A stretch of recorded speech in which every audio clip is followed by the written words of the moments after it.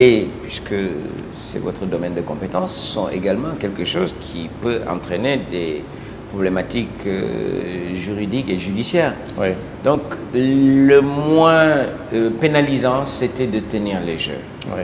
quoi qu'il en coûte, Et pour reprendre la formule d'un président célèbre.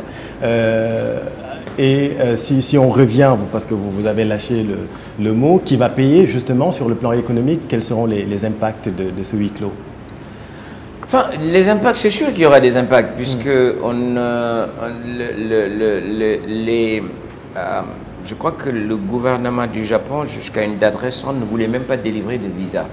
C'est uniquement les personnes qualifiées et accréditées, c'est valable pour le sommet comme c'est valable pour la base, il faut être accrédité pour être sur leur territoire. Maintenant, c'est eux qui vont avoir beaucoup de problèmes puisque les magasins ne seront pas ouverts à tout le monde. Ouais. Les restaurants sont ouverts jusqu'à 19 h avec invitation d'avoir des jauges. Enfin, ça entraîne vraiment une kyrielle de complications et pour le pays hôte et pour les délégations. Les délégations.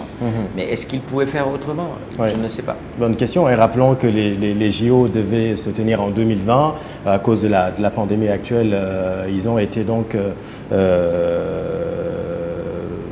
ramenés à cette année 2021. Et Ibrahim Awad, est-ce que les athlètes sénégalais ont été perturbés par cette nouvelle donne ou pas?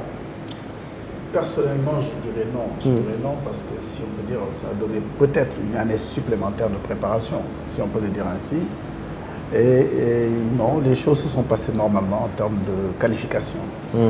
Ils ont participé aux qualifications, ce qui leur a permis de décrocher justement des places pour les Jeux de Tokyo. Ils s'entraînent dans des conditions optimales. Oui. Ils sont prêts. Et il n'y a pas vraiment en tant que tel de perturbation. Ça ne peut pas compromettre les chances, le huis clos? Vous savez, c'est quand même des Jeux Olympiques. On a l'habitude de voir du monde en public. Là, pour un athlète qui va participer pour la première fois, il y aura quand même un peu de frustration.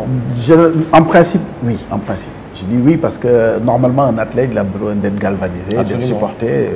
Mais vous savez, une fois qu'ils sont sur l'aire de jeu, c'est un autre état d'esprit. Je pense que c'est eux-mêmes qui se galvanisent. Tout est dans la concentration, tout est un peu dans le partenaire qu'on doit affronter. Je pense que non et j'espère vraiment que ce ne sera pas le cas.